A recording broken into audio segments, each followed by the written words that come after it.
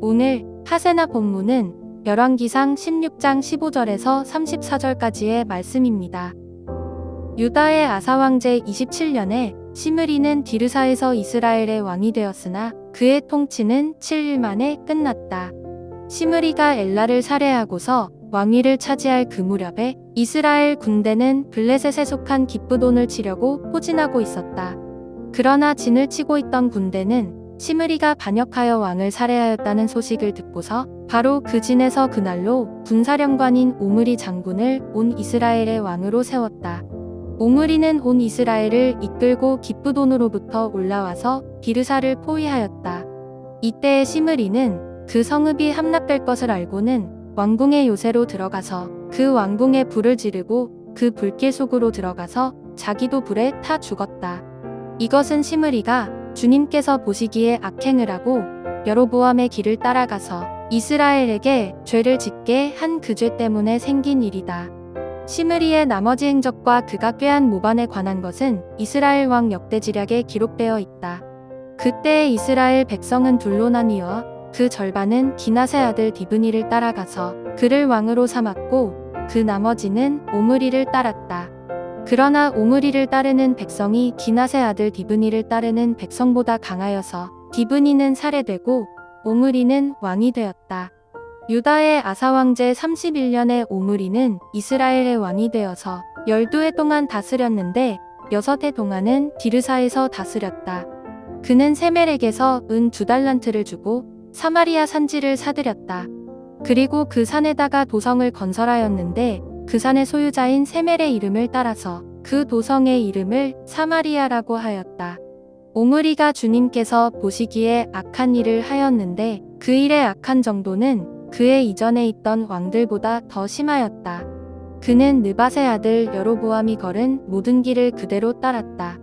오므리는 이스라엘에게 죄를 짓게 하고 또 우상을 만들어서 이스라엘의 하나님께서 진노하시게 하였다.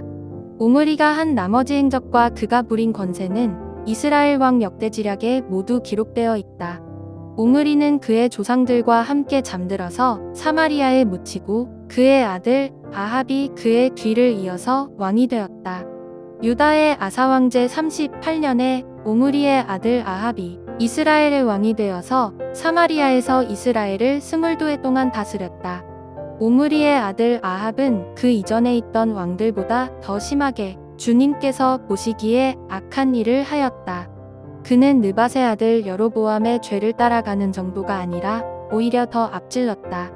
그는 시돈 왕 엣바알의 딸인 이세벨을 아내로 삼았으며 더 나아가서 바알을 섬기고 예배하였다. 또 그는 사마리아에 세운 바알의 신전에다가 바알을 섬기는 제단을 세우고 아세라 목상도 만들어 세웠다. 그래서 그는 그 이전의 이스라엘 왕들보다 더 심하게 주 이스라엘의 하나님을 진노하시게 하였다. 아합 시대에 베델 사람 히엘이 여리고를 건축하였다. 주님께서 눈의 아들 여호수아를 시켜서 하신 주님의 말씀대로 그는 그 성의 기초를 놓으면서는 그의 맏아들 아비람을 잃었고 성문을 달면서는 그의 막내 아들 스굽을 잃었다. 시므리가 엘라를 죽이고 이 북이스라엘의 왕이 되었습니다. 그러자 블레셋과의 전쟁을 치르고 있던 백성들이요 막 동요하기 시작했어요. 백성 중 몇몇은 이 시므리를 인정하지 않았고 결국 이 군대 지휘관이었던 오므리를 이스라엘의 왕으로 인정하고 그를 따릅니다. 그러자 오므리는요 이 자신을 따르던 군대를 이끌고 시므리가 거주하던 이 디르사를 공격을 해요. 결국 오므리의 군대가 디르사를 함락하게 되었고 시므리는 결국 어떻게 하냐면 왕궁으로 들어가 거기서 불을 지르고 생을 마감하게 됩니다.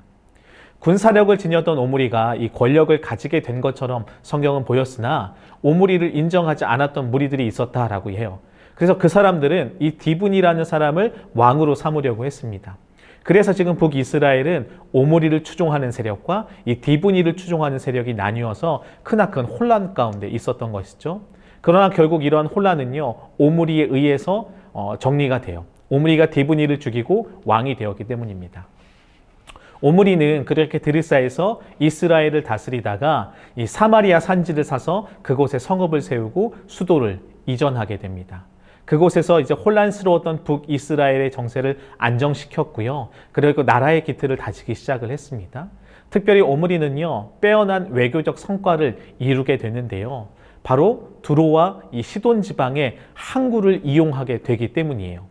북이스라엘에선 항구가 없었는데 북이스라엘이 항구를 이렇게 얻게 됐고 그 항구를 이용해서 무역이 활발하게 일어나기 시작을 했고요. 결국 오므리 왕조는 이 정치 군사적으로나 외교적으로 부강한 나라를 이루기 시작한 것이죠.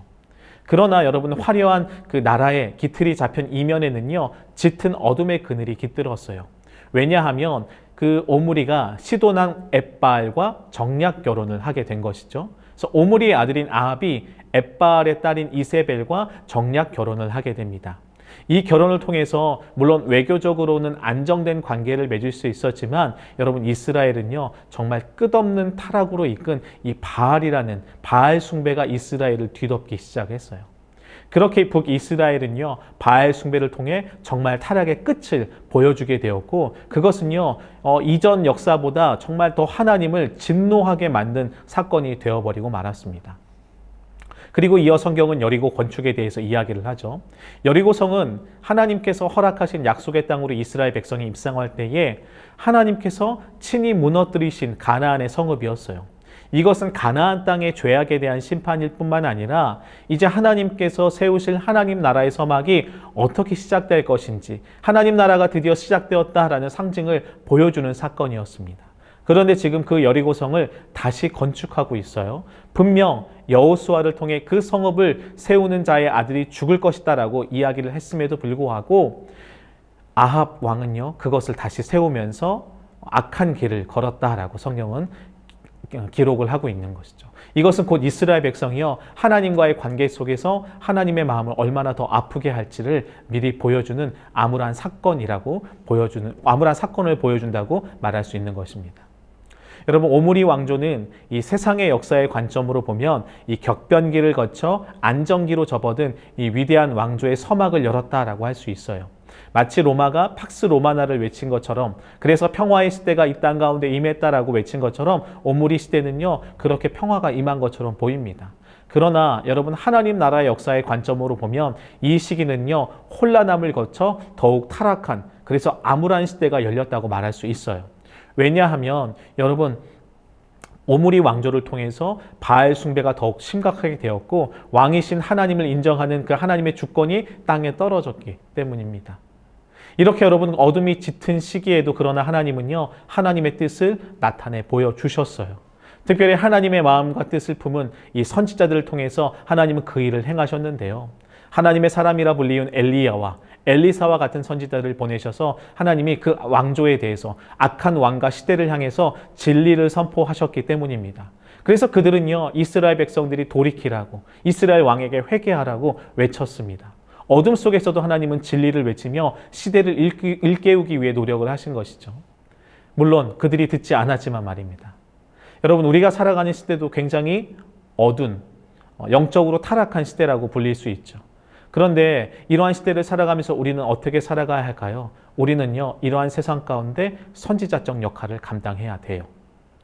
우리 교회와 그리스도인들은요 선지자적 역할을 감당함을 통해서 편안하고 익숙한 삶의 환경 속에서 나태해져서 하나님을 모른다고 고백하고 그냥 편안한 자리에 안주해서 타락한 이 시대를 깨우며 하나님의 뜻이 무엇인지, 이 세상을 향한 하나님의 마음이 무엇인지 어두운 세상 가운데, 그리고 이 시대 가운데 예수 그리스도의 진리를 선포하는 자들이 되어야 합니다. 물론 이 선지자적 역할을 감당할 때 엘리야가 겪었던 것처럼 사람들에게 배반을 당하기도 하고 손가락질 당하기도 하고 홀로 외로운 길을 걸으며 고군분투해야 할 수도 있습니다. 그러나 하나님께서 엘리야에게 무엇을 말씀하셨냐면 아직 7,000명의 동역자가 남았다고 말씀하셨던 것처럼 하나님은요 힘들고 외로운 길을 걷는 것처럼 보이지만 이 길을 함께 걷는 동역자가 있음을 주님이 알려주고 계시고요. 우리도 이 말씀을 기억하면서 어떻게 해야 합니까? 힘들고 어려워도 선지자적 사명을 감당하며 이 길을 끝까지 걸어가야 합니다. 함께 동역하는 수많은 하나님의 백성들이 있음을 기억하며 이 땅 가운데 하나님의 뜻이 무엇인지, 하나님의 마음이 무엇인지 이 어두운 시대를 일깨우는 하나님의 동역자로 우리가 살아가야 하는 것이죠. 그래서 오늘 하루 우리도 하나님의 마음을 구했으면 좋겠고요. 하나님의 뜻을 이 땅 가운데 우리를 통해 드러나는 그런 놀라운 삶이 되었으면 좋겠습니다. 오늘의 하시조는 엘리베이터 대신 계단을 이용하는 것입니다. 계단을 이용하게 되면 에너지를 절감할 수 있고 이산화탄소량도 줄일 수 있습니다. 그럼 오늘의 하시조 함께 하시죠.